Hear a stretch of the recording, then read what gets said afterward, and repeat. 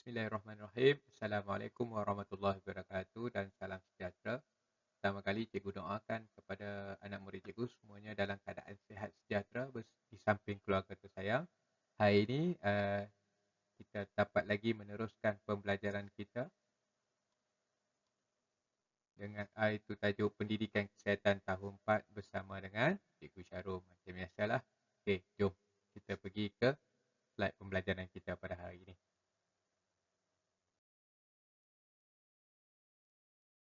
Pendek kandungan pada hari ini ialah kita akan mempelajari 6.1 iaitu kemahiran mencegah dan mengurangkan faktor risiko penyakit dalam kehidupan harian, iaitu penyakit tidak berjangkit lah. Kita dah belajar itu penyakit jantung, asma, penyakit buah pinggang dan diabetes. Okey, manakala standard pembelajaran kita pula kita akan belajar iaitu 6.1.3 iaitu kita nak berkomunikasi mengenai cara pencegahan penyakit tidak berjangkit. Okey, itu kita dah bincang secara terperinci tentang jantung. Ini kita akan bincang lagi satu topik penyakit.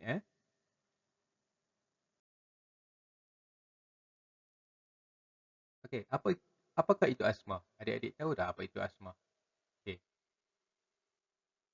asma ni ialah penyakit kronik saluran udara dalam sistem pernafasan. Dalam bahasa ataupun dialek lain, ia dikenali sebagai lelah, semput dan penat dalam bahasa Melayu dan cehar dalam bahasa Cina. Walau bagaimanapun, penggunaan terma-terma dan turut digunakan bagi menggambarkan masalah pernafasan yang lain. Okay, itulah maksud asma. Iaitu kalau kita sebut semput, penat, lelah tu adalah kategori asma dalam ungkapan kita hari-hari.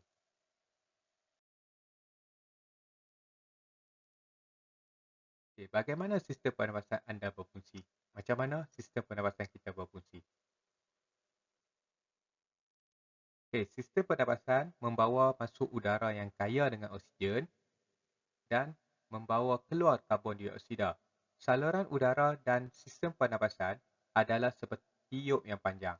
Ia bermula daripada lubang hidung, masuk ke faring, laring dan ke trachea. Ini kalau dilihat. Atau lebih dikenali sebagai paip angin. Ini paip angin. Dan akhirnya ke saluran pernafasan kecil di kedua-dua belah paru-paru kita. Saluran pernafasan yang lebih kecil dikenali sebagai bronchial. Ni saluran tu dipanggil bronchial. Dan pertukaran gas berlaku dalam bronchial ni lah. Inilah contoh kalau adik-adik boleh tengok sebelah kiri adik-adik tu gambar aja sistem pernafasan kita. Okey, dinding bahagian dalam tiup ini, di tiup bronchial ni dibarisi oleh lapisan mukosa yang mempunyai rambut halus dipanggil silia. Ia juga mempunyai lapisan otot yang licin. Itu uh, keperincian lah, keperincinya tentang apa yang ada dalam saluran bronchial tadi. Bronchial lah.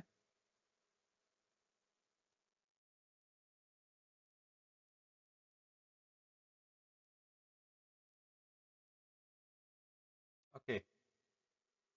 Seterusnya, apakah itu asma? Ia adalah penyakit paru-paru. Ia disebabkan oleh keradangan kronik saluran pernafasan kita. Proses keradangan adalah sebahagian daripada sistem pertahanan ataupun imun badan kita. Ia berfungsi sebagai mekanisme pertahanan. Ia melindungi badan kita daripada penyebab kerensaan setiap kali kita bernafas. Pengidap asma mempunyai saluran udara yang sensitif kepada sesetengah bahan yang dihidu. Ini dipanggil hyperresponsif. Ia menyebabkan keradangan. Keradangan ini ialah menyebabkan lapisan mukosa tadi membengkak. Lebih banyak dihasilkan untuk bertindak sebagai palang mukus dan otot mengecut yang dikenali sebagai bronkospasma. Ini menyebabkan lumen saluran pernafasan sempit sekaligus menyebabkan kesukaran bernafas. Kalau adik-adik lihat di sebelah kanan adik-adik ini ada gambar rajah. Di sebelah yang pertama ini adalah normal airway ataupun saluran pernafasan yang normal. Nampak tak? Luas kan? Saluran pernafasan ni luas. Tetapi apabila berlakunya asma, saluran pernafasan kita akan jadi tersempit. Jadi menyempit. Jadi macam inilah. Jadi apa perbezaan, cuba lihat. Besar dan kecil. Sebab tu bila orang yang kena asma ini, pernafasan dia akan terganggu kerana saluran pernafasan dia menjadi sempit.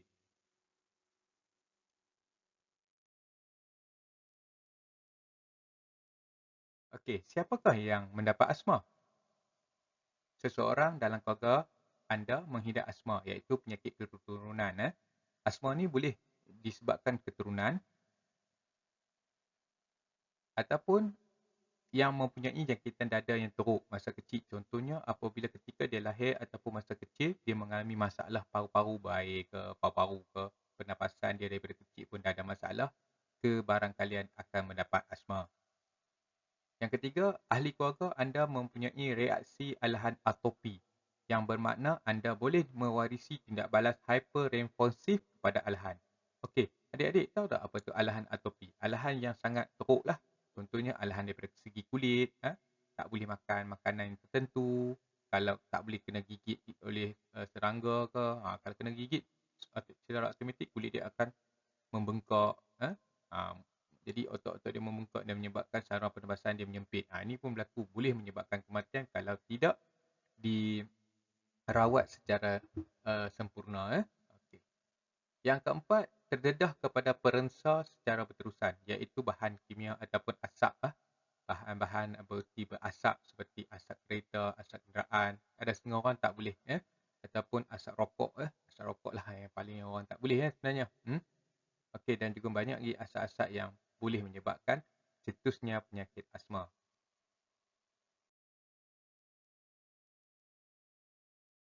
Okey, apakah yang anda alami semasa serangan asma? Apakah yang akan dialami oleh orang yang kena serangan asma? Yang pertama, dia batuk. Selalunya betul lah. Itu tanda dia batuk lah. Batuk. Batuk adalah refleks biasa untuk membersihkan saluran yang tersumbat. Itulah sebabnya semasa serangan asma, anda tidak digalakkan untuk mengambil ubat batuk melainkan dinasihatkan oleh doktor. Maksudnya, kalau kita ada tahu dah kita ada asma, kita kurangkanlah ambil ubat batuk kecuali kita dapat nasihat oleh doktor kita. Doktor.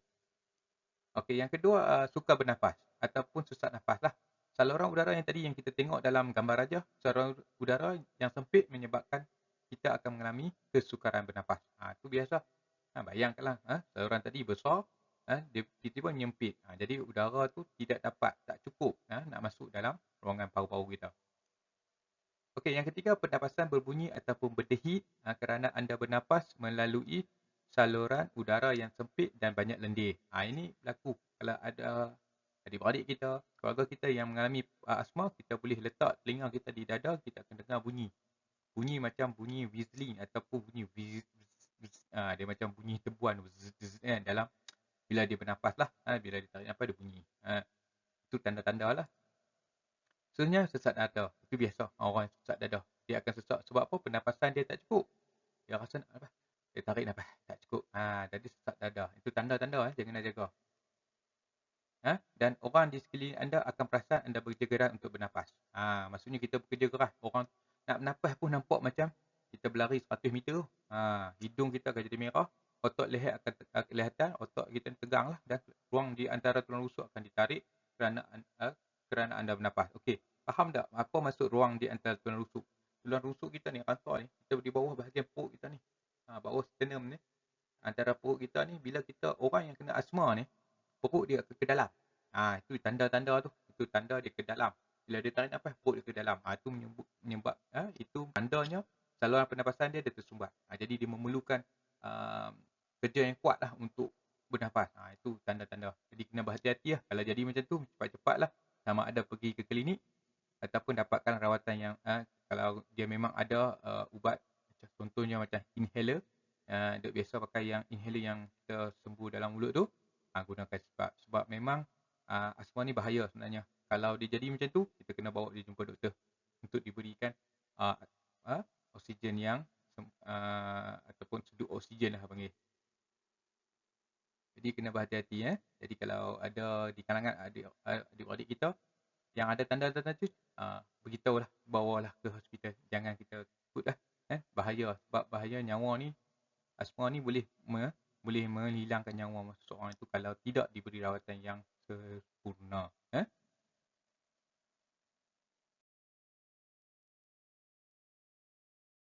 Baik, apakah pencetus serangan asma? Apakah yang jadi pencetus ni? Apa yang sebabnya jadi asma ni? Dia mungkin ada asma kecil, tapi apa penyebab menjadi serangan asma? Pertama kita tengok dalam ni. Okey, dia ada beberapa kita lihat itu. Pertama, perensak ataupun tadi saya kata asap. Okey, apa asap itu? Apa yang boleh kita lakukan? Iaitu contohnya berhenti merokok lah. Mungkin ahli-ahli keluarga kita, kalau tak boleh berhenti merokok, bila ayah kita merokok, kita jangan dekat lah. Ayah atau abang kita atau adik-beradik kita merokok, kita jangan dekat dengan mereka ketika mereka sedang merokok. Kita jauhkan lah. Jadi, jangan benarkan orang lain untuk merokok di keliling lah. Maksudnya kalau kita berada di rumah, kita dah ada asma, kita abang lah. Kita ada asma, tolonglah nak isap rokok, jauh sikit. Okey. Walaupun anda tidak berada di dalamnya. Orang nampak tak? Walaupun kamu isap rokok contohnya dalam kereta, asap tu akan berada dalam kereta. Jadi orang yang kena asma ni dia walaupun dia orang tu dah habis isap rokok tapi debu asap tu dia melekat pada perabot dan kerusi kereta. Menyebabkan boleh mencetuskan serangan juga. Nampak? Itu alat asap tu dia bahaya tak nampak. Dia melekat di bau, dia baulah macam tu baju kita apa sama kan. Jadi tolonglah kalau kata kita ni janganlah isap rokok sebab rokok ni tak ada apa pun gunanya. Okey, elakkan menggunakan bahan kimia yang berbau kuat. Ada setengah bahan kimia kita buka tu ada bau. Yang tu pun jangan duk kata ada bau, pun boleh menyebabkan asma kalau orang yang tak tahan. Okey. Sebenarnya elak berada di tempat yang berlakunya pembakaran terbuka. Kita janganlah ataupun di kampung-kampung kita ni tengok-tengok ada orang duk bakar syok tapi main asap kononnya kabus. Bukan kabus, jeruk itu ialah asap. Okey, yang kedua ialah alahan. Tamanya orang yang asma ni selalunya ada alahan pada bulu haiwan. Selalunya doktor akan beritahu lah siapa yang ada belah kucing ke apa, pastikan berada di luar lah. Jangan duk main di rumah. Kadang-kadang kapek-kapek kamu tu, bulu haiwan tu dia melekat kat bantai ke apa, kamu pergi tidur, hidung kamu, jadi dia boleh menyebabkan pencetus serangan asma. Yang kedua hama iaitu tilam ataupun bantai yang lama lah, ataupun permainan yang lama. Kita kena vacuum secara berkala lah, kena bersihkan. Kita bersihkan kita punya bantai tilam tu kena cuci lah. Kena bersih, bukan cuci dia tak cepat kering, jadi kena vacuum. Yang terusnya lipas. Apa ada lipas, gunakan seranca serangga. Simpan makanan dan sampah. Lipas pun juga menjadi pencetus serangan asma rupanya. Acuan. Sentiasa menjaga kebersihan, betulkan paip yang bocor, gunakan alat penyebab udara dan semua. Okay, debunga. Yang ni ada orang yang allergic pada debunga ni lah. Dia tak boleh. Kalau dia terbau bunga ni, dia boleh menyebabkan sensitif kulit dia. Itu yang tadi kata alahan atopi tadi. Okey. Ada juga yang alahan pencetus serangan ialah asma adalah ubat-ubatan. Kena pasti. Sebab tu doktor bila nak cucuk ataupun nak bagi makan ubat, dia tanya ada alahan tak? Ada allergic tak? Allergic tu yang itulah yang kita kata takut berlakunya serangan asma. Yang kedua senaman. Orang kata senaman bagus, tapi untuk orang yang mengidap penyakit asma, dia dah tahu dia tak boleh buat senaman ataupun aktiviti sukan yang berat. Contoh dia suruh nak lari 100 meter. Dia memang dah asma. Boleh menyebabkan kematian tu.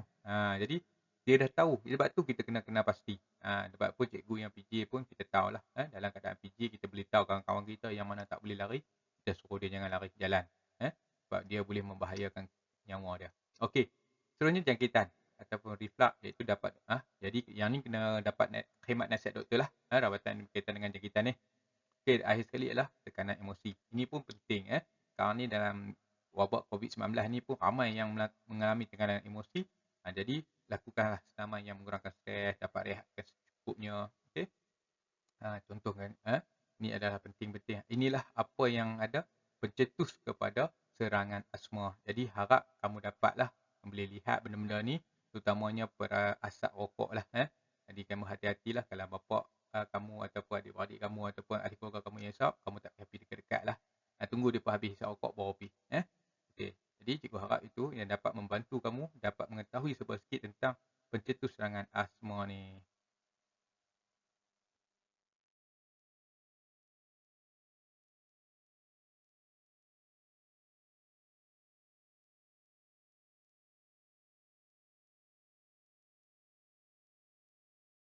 Okey, sekian sahaja. Terima kasih. Jadi cikgu harap apa yang kita belajar hari ini dapat memberi ilmu yang manfaat dalam diri kita. cikgu haraplah kamu dapat mengetahui itu apakah asma, apakah tanda-tanda dia, bagaimana ia boleh berlaku, apakah pencetus kepada asma ni. Jadi cikgu harap apa yang cikgu sampaikan hari ini kamu dapat manfaat dan kamu dapat gunakan dalam kehidupan kamu sehari-harian. Walaupun kita tak ada asma, kita kena tahu. Sebab apa? Kita nak tolong orang, kita kena ada ilmu. Jadi kita kurang-kurang dah tahu dah macam mana terjadinya asma, kita tahu macam mana tindakan-tindakan yang perlu kita buat. Jadi sekian saja pembelajaran kita pada hari ini tentang dia serangan atau asma. Jadi kita akan jumpa lagi dalam pembelajaran kita pada minggu hadapan. Jadi cikgu doakan kamu sihat, sentiasa sihat di samping keluarga saya. Jumpa lagi. Assalamualaikum warahmatullahi wabarakatuh dan salam sejahtera. Bye.